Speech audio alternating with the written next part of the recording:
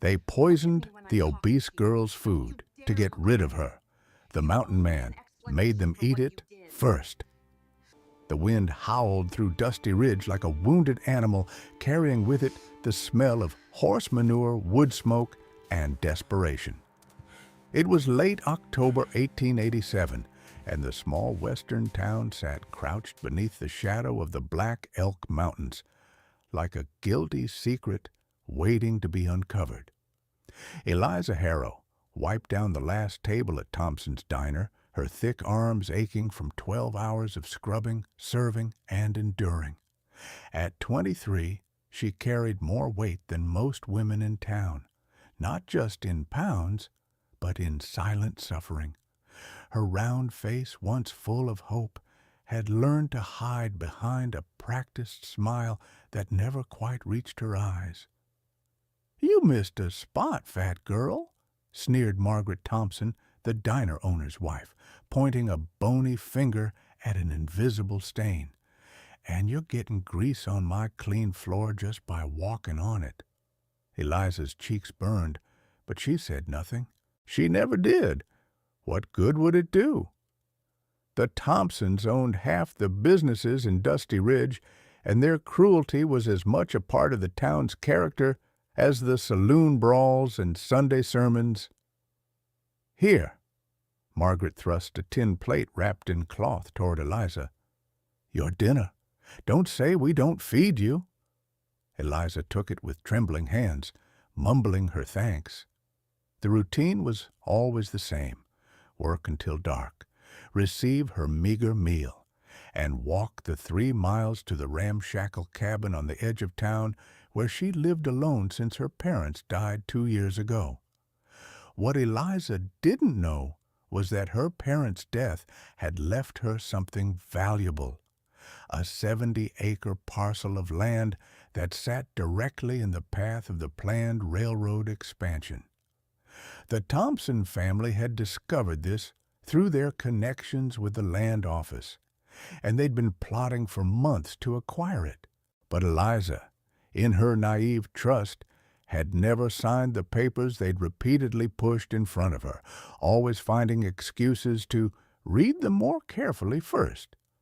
So the Thompsons had devised a different solution, a permanent one. Dr. Calloway, the town's physician and a man with more debts than ethics, had provided them with white snake root powder, a poison that mimicked natural illness. Just a little each day, and within a month Eliza would succumb to what would appear to be milk sickness or consumption. The Thompsons, as her employers and dear friends, would naturally step in to handle her affairs, including that valuable land deed. Tonight marked the 14th day of their poisoning campaign. Eliza sat on the wooden steps outside the diner, too exhausted to walk home yet. The October cold bit through her thin shawl, but she was used to discomfort. She unwrapped the cloth from her dinner, a watery stew with a few chunks of potato and some suspicious-looking meat. Her stomach churned with nausea, as it had for the past 2 weeks. She'd been feeling progressively worse. Dizzy spells, trembling hands, a constant ache in her bones. "Maybe I'm just tired," she whispered to herself, bringing the spoon to her lips. "I wouldn't eat that if I were you." The voice came from the shadows, deep and rough as gravel. Eliza startled, nearly dropping the plate. A man emerged from the darkness, tall, impossibly tall, with shoulders as broad as a doorframe. He wore buckskins and a heavy fur coat, his long hair streaked with silver, despite the strength evident in his frame. His face was weathered like old leather, with eyes the color of storm clouds. "Who are you?" Eliza asked, her voice barely above a whisper. "Jonas Creed." He stepped closer, and Eliza could see he was older than she'd first thought, past 50 perhaps, but with the vitality of someone who'd spent a lifetime testing themselves against nature and winning. "I live up in Black Elk. Come down twice a year for supplies. Jonas had been watching the diner for the past hour, making mental notes of what he needed to purchase before returning to his mountain cabin. But something had caught his attention. This young woman, alone in the cold, preparing to eat her dinner with the mechanical despair of someone who'd forgotten what kindness felt like. More importantly, his nose, trained by decades of wilderness survival, had detected something wrong. The scent wafting from her plate reminded him of the herb the Arapaho had once shown him, the one they used to poison wolves. "Why do you say that about my food?" Eliza asked, confused. Jonas knelt down, bringing himself closer to her eye level despite his size. "Because I can smell it. White snake root. You know what that does to a person?" Eliza shook her head, her hand still holding the spoon. "It kills them. Slowly. Painfully. Makes it look like natural sickness." His voice was gentle but firm. "How long you been eating their food?" 2 weeks, maybe more." Eliza's voice cracked. "I've been so sick." "I know you have." Jonas carefully took the plate from her hands. "Come with me, right now." "But I can't just—" "Yes, you can." He stood, offering his massive hand. "Trust me, miss. Whoever gave you this food wants you dead, and I intend to find out why." Eliza stared at his outstretched hand, calloused, scarred, but steady. In that moment, something in her broke and reformed simultaneously. She took his hand. Jonas led her back into the diner, where the Thompsons were counting the day's earnings. The couple looked up in shock as the mountain man filled the doorway, Eliza trembling behind him. "Can we help you?" Mr. Thompson asked, his hand instinctively moving toward the shotgun beneath the counter.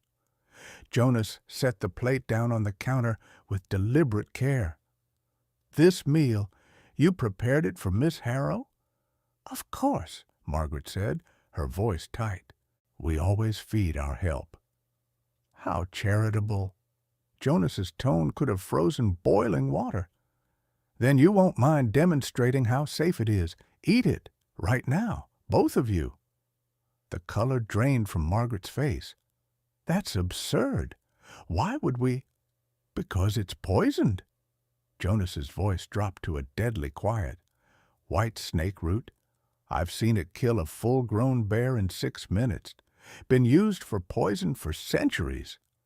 Mr. Thompson laughed nervously. "You're insane. That's just regular stew. Tell him, Margaret." "Then prove it." Jonas leaned forward, his presence overwhelming. "Eat. 1 bite each. Show me I'm wrong." The silence that followed was suffocating. Other townspeople, drawn by the commotion, began gathering at the windows and door. Word spread fast in Dusty Ridge, and everyone knew Jonas Creed by reputation, the mountain man who'd survived things that would kill 10 normal men, who'd once tracked down the Granger gang single-handedly after they'd murdered a homesteader family. "I don't have to prove anything to you," Mr. Thompson blustered, but his voice shook. Jonas straightened to his full height, and the room seemed to shrink around him. "Last year, I watched the Marshall gang try to poison a rancher's water supply. You know what I did? I made each of them drink from that well first. 2 died before they could confess. The third lived long enough to hang." He paused, letting that sink in. "You want to know what I learned? Murderers always think they're too clever to get caught." Margaret's composure cracked. "Henry, don't—" "Shut up," her husband snapped. But Jonas had heard enough. In one fluid motion, he grabbed Mr. Thompson by the collar and shoved the spoon into his hand. "Eat before I lose my patience." The crowd outside had grown. Sheriff Daniels pushed through, hand on his revolver. "What's going on here?" Jonas didn't take his eyes off Thompson. "Sheriff, I'm about to prove these good people tried to murder Miss Harrow. Unless they'd like to eat this stew and prove me wrong?" The sheriff looked at the plate, then at the Thompsons' terrified faces. He'd known Henry Thompson for 15 years and had never liked him. "That seems fair. Go on, Henry. It's just stew, right?" Henry Thompson's hand shook so violently the spoon clattered against the plate. Margaret began to sob. And in that moment, everyone in the diner knew the truth. "Why?" Eliza's voice was small but clear. "Why would you do this to me?" Margaret crumpled, the words spilling out between sobs. "The land. Your parents' land. It's worth a fortune with the railroad coming. We just needed you to... You needed me dead." Eliza's voice grew stronger with each word. "Because I wouldn't sign your papers. Because you couldn't just ask or offer a fair price. You had to murder me." Jonas's jaw clenched. He'd seen evil before. The wilderness was full of it, in the form of predators and harsh winters. But this calculated cruelty toward a defenseless young woman stirred something dark in his chest. "Here's what's going to happen," Jonas said, his voice carrying the weight of absolute authority. "Dr. Calloway!" The physician, who'd been lurking at the back of the crowd, tried to slink away. "Don't even think about it, Doc." Jonas's stare pinned him in place. "I've been watching you skulk around. You provided the poison, didn't you? Your hands shake like a man with guilt."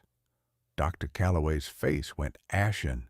In the West, being named a poisoner was tantamount to a death sentence. Jonas turned back to the Thompsons. "All three of you will eat this stew, every bite, and then we'll see how natural your deaths look." "You can't!" Margaret screamed. "That's murder." "No," Jonas corrected coldly. "That's justice. What you did to Miss Harrow for 14 days, that was murder." The crowd murmured in agreement. The law in Dusty Ridge was often informal, and everyone knew Eliza as the gentle girl who'd never hurt anyone. Sheriff Daniels stepped forward. "Now hold on, Jonas. I understand your anger, but what, Sheriff? They get a trial? Get some fancy lawyer from Denver to confuse a jury?" Jonas's eyes blazed. "This girl has been dying for 2 weeks. She's got the poison in her system right now. Without treatment, she might not see Christmas." Eliza swayed on her feet, and Jonas caught her instantly, supporting her weight as if she were no burden at all. The tenderness with which the rough mountain man held her made several women in the crowd dab their eyes. "Please," Eliza whispered, "I just want to go home." Jonas looked down at her, and something shifted in his expression, softened. "Not to that cabin on the edge of town. That's not safe anymore. These people have friends, and they'll try to finish what they started." "Then where?" "With me, up the mountain, where no one will hurt you again." The crowd gasped. Jonas Creed hadn't taken anyone to his mountain home in over 20 years, not since his wife and daughter had died from cholera. But Jonas wasn't finished with the Thompsons. He set Eliza gently in a chair and turned back to face them, his decision made. "Sheriff, I want them to take one bite each, just one. Let them feel what they've done to her." "That's still murder, Jonas," the sheriff said, but his tone was uncertain. "Then arrest me after. But first, let justice be served the way it should be. Let them taste their own cruelty." Mr. Thompson bolted for the door, but Jonas moved with startling speed for a man his size, blocking the exit. The older man might have been past 50, but he'd spent decades hunting, trapping, and surviving in conditions that would kill most men. His reflexes were still sharp as a razor. "Sit down, Henry," Jonas growled. What happened next would be talked about in Dusty Ridge for generations. Under Jonas's unflinching stare and the crowd's watchful eyes, the three conspirators, Henry and Margaret Thompson and Dr. Calloway, were made to take one small bite each from the poisoned stew. It wasn't enough to kill them, Jonas knew. The dose was designed to accumulate over time, but it was enough to make them sick, to make them understand the suffering they'd inflicted on an innocent woman. Margaret vomited within minutes. The men followed soon after, writhing on the floor as their bodies rejected the poison. "Jonas," Eliza whispered, tears streaming down her face. "Please, no more. I don't want to watch them die." He looked at her, saw the genuine compassion in her eyes, even toward those who'd tried to murder her, and made his choice. "Sheriff, get Doc Morrison from the next town over. These three will live to stand trial. But first, they'll spend tonight feeling what they did to Miss Harrow." Jonas scooped Eliza into his arms as if she weighed nothing. "Come on. We need to get you somewhere safe and start treating that poison." As he carried her out into the cold night air, Eliza asked, "Why did you save me? You don't even know me." Jonas looked down at her, moonlight catching in his silver-streaked hair. "Because I've spent 20 years on that mountain alone, thinking I'd lost the ability to care about anything. And then I saw you sitting there in the cold, about to eat your death with the resignation of someone who'd stopped believing they deserved better." He paused. "No one has the right to destroy a good person, and you, Eliza Harrow, are good in a way this town doesn't deserve." The journey up Black Elk Mountain took 3 hours on horseback, with Eliza bundled in Jonas's heavy fur coat, pressed against his broad back. She drifted in and out of consciousness, the poison and exhaustion taking their toll. Jonas's cabin sat in a clearing surrounded by towering pines, built from logs he'd hewn himself. Smoke curled from the stone chimney, suggesting he'd banked the fire before descending to town. The interior was surprisingly warm and well-maintained. A large room with a stone fireplace, bearskins on the floor, handmade furniture, and shelves lined with books and medical supplies. "You read?" Eliza asked weakly, as he set her down on a bed piled with soft furs. "Long winters," Jonas replied simply. He moved to the fireplace, stoking it back to life, then began pulling jars and pouches from his shelves. "The Arapaho taught me about poisons and their remedies. We're going to flush that poison out of you, but it won't be comfortable." Over the next 3 days, Eliza experienced both the worst and best moments of her life. The treatment was agonizing. Herbs that made her vomit repeatedly, tonics that burned her throat, poultices that drew the poison from her skin. But through it all, Jonas was there, holding her hair back, wiping her forehead, murmuring words of encouragement in his rough voice. "You're strong," he told her during one particularly bad night. "Stronger than you know. Anyone else would have died already from what they did to you." "I don't feel strong," Eliza gasped between spasms. "I feel like I'm breaking apart." Breaking and rebuilding. There's a difference. Jonas dipped a cloth in cool water and pressed it to her forehead. "The mountain taught me that. Sometimes you have to tear something down completely before you can build it right." On the 4th day, Eliza woke to find herself actually hungry, for the first time in weeks.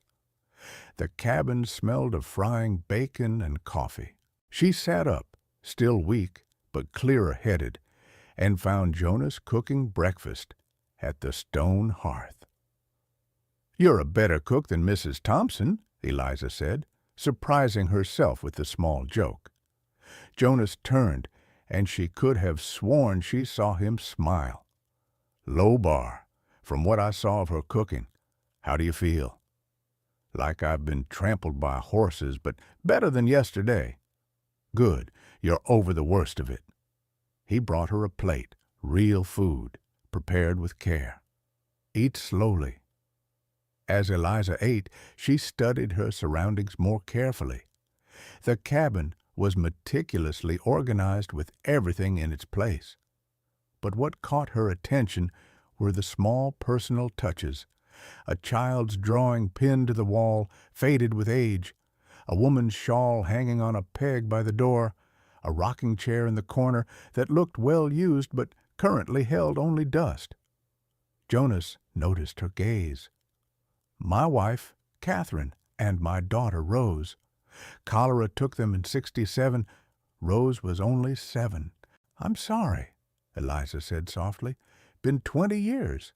Thought I'd dealt with it by now." Jonas stared into his coffee. "But I haven't let anyone else into this space since then. Couldn't bear it. Until—" "Until what?" He looked at her directly, those storm cloud eyes holding a vulnerability she hadn't seen before. "Until I saw you sitting in that cold, about to eat your death, and something in me broke. Or maybe it woke up. I'm not sure which." Eliza's heart hammered in her chest.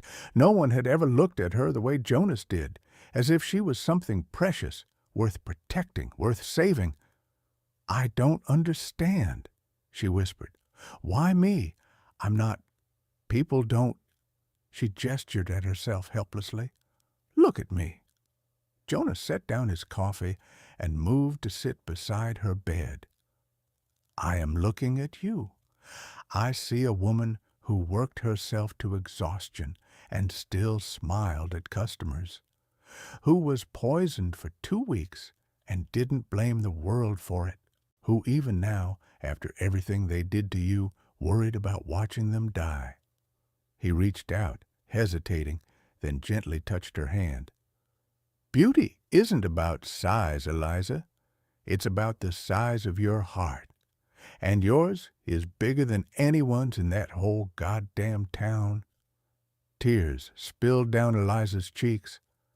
"No one's ever said anything like that to me." "Then everyone you've known has been a fool." The days that followed took on a rhythm that felt almost magical to Eliza. She grew stronger under Jonas's care, and as she did, she began helping around the cabin, cooking, mending, organizing. Jonas taught her to identify healing herbs, to read animal tracks in the snow, to understand the language of the forest. One evening, as they sat by the fire, Eliza asked, "What will happen when I go back? They'll try again, won't they?" Jonas's jaw tightened. "No one's going to hurt you again. I'll make sure of that." "But you can't watch me forever."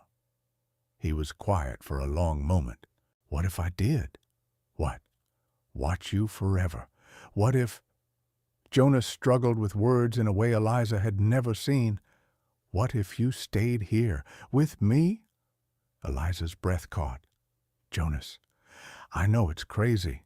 I'm an old mountain man, and you're a young woman who deserves better. But these past weeks, having you here, it's like—" He ran a hand through his hair. "It's like the cabin remembered what a home feels like. Like I remembered what it feels like to have a reason to come back from my trap lines." "You're not old," Eliza said softly, "and I'm not some delicate flower who needs a mansion and fancy dresses. I've never felt safer or more valued than I do here, with you." Jonas looked at her with such intensity it took her breath away. "Then stay. Let me protect you. Let me care for you the way you deserve." "As what? Your ward? Your friend?" as my partner, my equal, my—" He took her hand in both of his. "My wife, if you'll have me. I know it's fast, and I know I'm not offering you much. Just a cabin in the woods and a man who's forgotten most of his social graces. But what I can offer you is this. You'll never again doubt your worth. You'll never go to bed hungry or cold, and you'll never, ever be alone." Eliza's tears flowed freely now. "Yes, oh, Jonas, yes." He pulled her close, and they sat like that for a long time, two lonely souls finding completion in each other. But the world below hadn't forgotten them. Word had reached the cabin through a traveling prospector that the Thompsons and Dr. Calloway had recovered and were now in jail awaiting trial. The town, galvanized by the scandal, had begun asking uncomfortable questions about other mysterious deaths and illnesses over the years. It seemed the Thompsons' poisoning wasn't their first crime, only their first failed one. "They're calling for you and me to come testify," Jonas said, reading the letter the prospector had delivered. "Trial's in 2 weeks." Eliza's hand trembled as she took the letter. "I have to face them again. We have to face them together." Jonas squeezed her shoulder.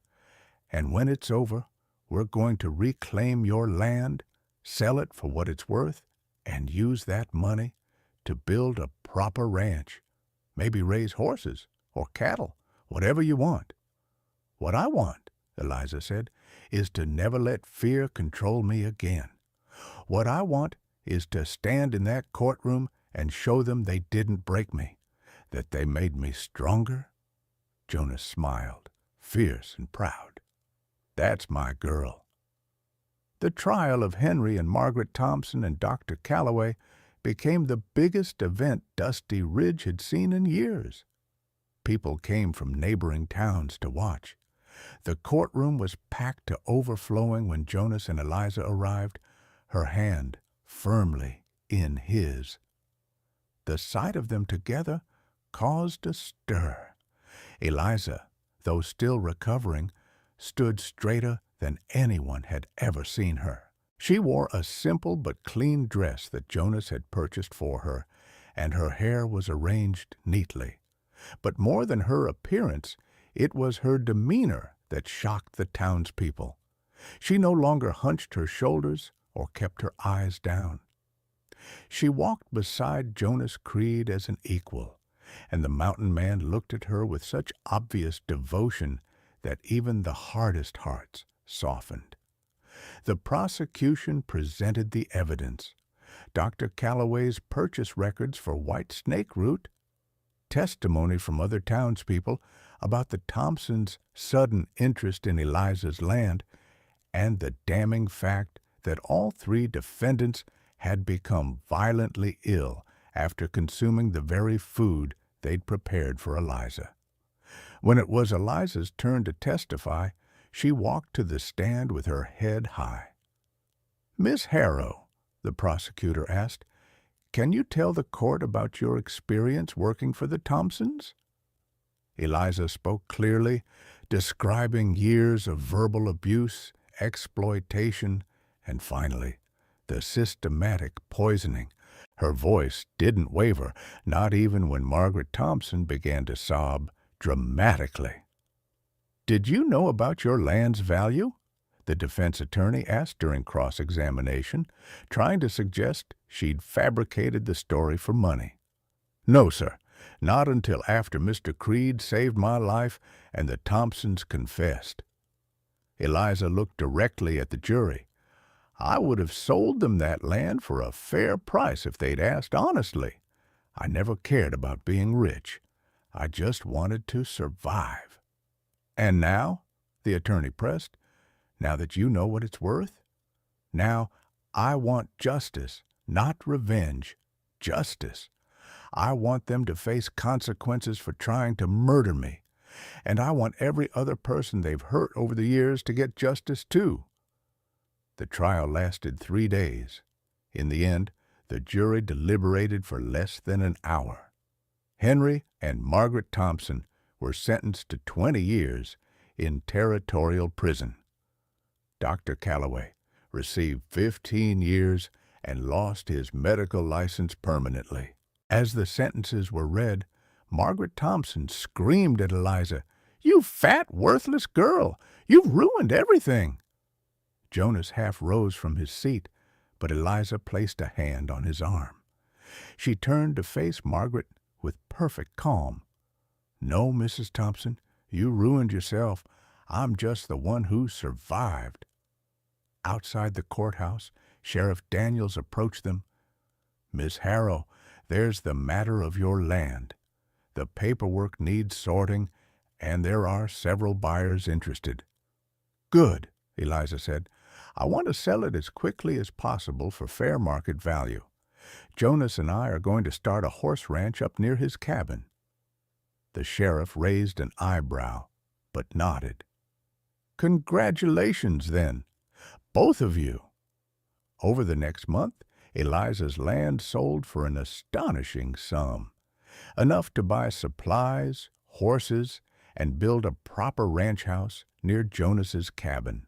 The wedding took place on a crisp December morning with only a handful of witnesses, mostly Jonas's Arapaho friends from the neighboring tribe and a few decent folks from Dusty Ridge who'd always shown Eliza kindness. The ranch they built together became known throughout the territory. Eliza had a gift with horses, Jonas discovered, a gentle patience that turned wild mustangs into loyal companions. Jonas handled the heavy construction and security, and together they created something remarkable. One evening, nearly a year after that fateful night at Thompson's Diner, they stood on their porch watching the sunset paint the Black Elk Mountains gold and crimson. "Do you ever miss town life?" Jonas asked. Eliza laughed. "Not for a second. Do you ever regret taking in a half-poisoned, obese girl who was too stupid to know she was being murdered?" Jonas turned her to face him, his expression serious. "Don't ever call yourself that again. You weren't stupid. You were trusting. You weren't obese. You were surviving on scraps while working yourself to death. And you weren't half-poisoned. You were fighting for your life." He cupped her face gently. "You're the strongest person I've ever known, Eliza Creed, and I thank God every day that I walked by that diner when I did." "I was so scared of you at first," Eliza admitted, this huge mountain man emerging from the shadows. "And now?" She smiled, reaching up to touch his weather-worn face. "Now I know that monsters don't save people. Heroes do, and you're my hero, Jonas Creed." "And you're my salvation," he replied softly. "This mountain was lonely for 20 years. I thought I was meant to live out my days alone, punishing myself for not being able to save Catherine and Rose. But then you came into my life, and suddenly the cabin didn't feel empty anymore. Suddenly I had a reason to come home." Eliza leaned into his embrace, listening to his heartbeat. "I spent my whole life being chosen last, if at all, being the joke, the burden, the one people tried to get rid of. And then you chose me first, not despite who I am, but because of who I am."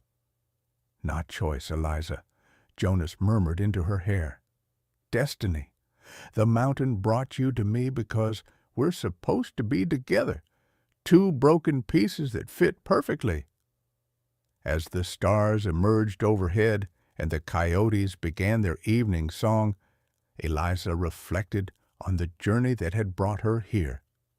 She thought about the poison that had nearly killed her, the cruelty that had nearly broken her spirit, and the mountain man who'd saved not just her life, but her soul. The Thompsons had wanted her gone, erased, forgotten. Instead, Their evil had led her to a life richer than anything she'd imagined possible. They'd tried to poison her into non-existence, but Jonas had made them taste their own cruelty, and in doing so, he'd freed her to become who she was always meant to be. "I love you," she whispered to Jonas as they stood together under the vast western sky. "I love you too," he replied, "now and always."